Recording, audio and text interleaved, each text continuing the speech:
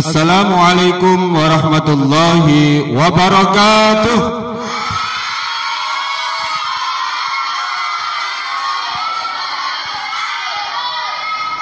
Anak-anakku semuanya, pada sore hari ini kita masih di acara kegiatan Pondok Ramadan TPQ dan Madinah Al-Hikmah tahun 2022. Baiklah, pada sore ini kita pada acara cerita Islami. Cerita kali ini yang saya akan ceritakan adalah yaitu pada zaman Nabi Dawud dan Nabi Sulaiman. Ya, Nabi Dawud dan Nabi Sulaiman mengadili dua orang ibu yang berebut bayi. Ya, ceritanya begini ya, diperhatikan.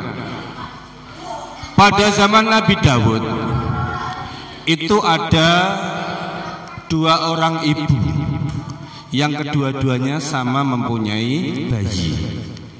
Satu ibu agak lebih tua, satunya ibu muda. Pada suatu hari kedua ibu itu bersama-sama pergi ke padang rumput untuk merawat ladang mereka masing-masing sambil membawa bayi. Kemudian ketika ditinggal di ladang, bayi itu diletakkan di atas batu besar. Jadi bayi ini ibu tadi dua itu diletakkan semua di situ, kemudian ditinggal untuk merawat apa? Ladang mereka masing-masing. Setelah selesai merawat ladang, kedua ibu itu kembali. Nah, ketika kembali mereka sangat terkejut. Satu bayinya hilang. Satu bayinya hilang.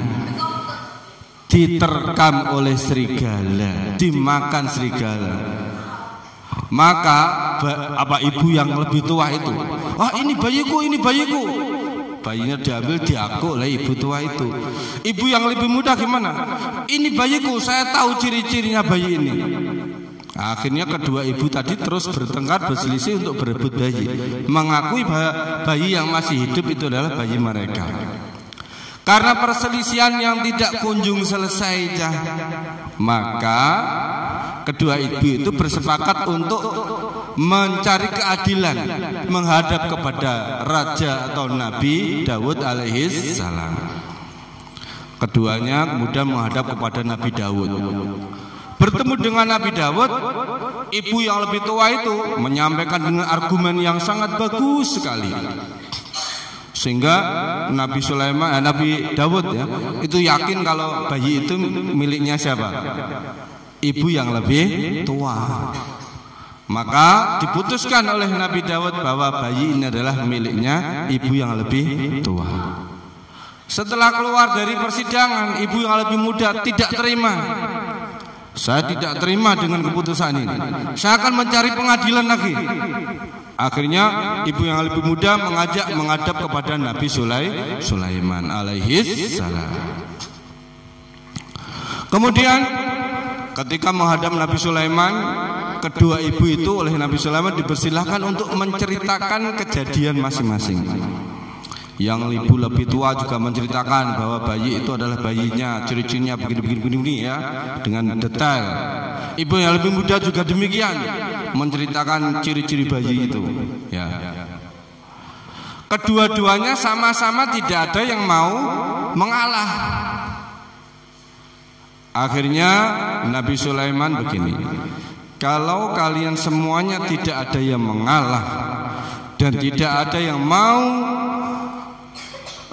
merelakan bayi ini, maka tolong ambilkan pisau. Oleh Nabi Sulaiman dengan tegas. Akhirnya oleh pejabat atau algojo itu diambilkan pisau besar. Bayi diletakkan di atas meja. Kalau kalian tidak ada yang mau mengalah, maka dengan terpaksa bayi ini akan saya belah menjadi dua, satu untuk ibu tua, satu untuk ibu yang lebih muda, biar kalian semua tidak terus berselisih. Gimana, adil apa tidak? Adil apa tidak? Maka ibu yang lebih tua diam saja. Tetapi ibu yang lebih muda, dengan keputusan itu dia langsung menjerit, menangis sejadi-jadinya, memohon kepada Nabi Sulaiman, Nabi Sulaiman, tolong bayi ini jangan kamu belah. Kalau nanti kamu belah maka bayi ini akan mati. Kasihan dia tidak berdosa. Saya rela bayi ini saya berikan kepada ibu yang lebih tua ini. Karena kasih sayang seorang ibu tumbuh disitulah. Maka melihat bayi mau dibelah menjadi dua, maka dia tidak rela. Maka dengan demikian menurut kalian siapa ibu bayi ini? Siapa ibu bayi ini? Sedangkan ibu yang lebih tua itu justru tambah dengan keputusan itu, ya tidak apa-apa dibelah saja. Lah ibu kok rela anak itu dibelah, itu nggak mungkin kan? Ya, maka dengan ini Nabi Sulaiman akhirnya memutuskan bahwa bayi itu adalah bayinya ibu yang lebih muda. Maka bayi itu diserahkan kepada ibu yang lebih muda itu, dan ibu yang lebih tua akhirnya gimana? Harus menerima dengan keputusan itu karena sudah menjadi keputusan yang seadil-adilnya. Dari kisah ini bisa kita ambil kesimpulan, ya. Yang pertama adalah tanamkan kejujuran. Ini tadi kan timbul dari ibu yang lebih tua itu, bahwa dia itu tidak jujur. Ibu pasti tahu ciri-ciri anaknya gimana, ya tak? Karena ketidakjujurnya itulah akhirnya terjadi perselisihan. Yang kedua, bahwa kasih sayang ibu itu sangat besar sekali. Kasih sayang ibu itu sangat besar sekali. Maka ibu tidak akan rela ketika anaknya itu sengsara. Ibu tidak akan rela kalau anaknya itu menderita, seperti apa yang dirasakan oleh ibu muda tadi. Maka dari itu, kalian sebagai anak-anak ini ya, kalian sebagai anak harus bisa berbakti kepada kedua orang tua. Kamu masih ingat ketika betapa sengsaranya ibumu ketika merawat kamu masih kecil. Kalau kamu tidak mengetahui dirimu sendiri, kamu pasti tidak tahu dan pasti tidak ingat. Ketika kamu masih bayi, pasti kamu tidak ingat dulu ketika kamu dirawat ibumu, ngompoli ibumu, ya dah. Ingat pada? Tidak ingat. Coba kalau kamu ingin mengingat betapa kamu ketika masih kecil, kalau kamu punya adik, kamu ya seperti adikmu itu, ya dah. Kamu juga seperti adikmu itu dulu. Ketika digendong ibumu ngompol, digendong ibumu ngengei dan seterusnya, ya dah. Kamu dulu ya seperti itu. Maka dari itu, orang tua, ayah, ibu itu tidak mengharapkan balasan apa-apa, tetapi orang tua senang ketika kamu menjadi anak yang baik, anak yang berbakti kepada kedua orang tua, anak yang bisa taat menurut kepada orang tua. Ya, maka dari itu dengan cerita ini marilah kita bisa memetik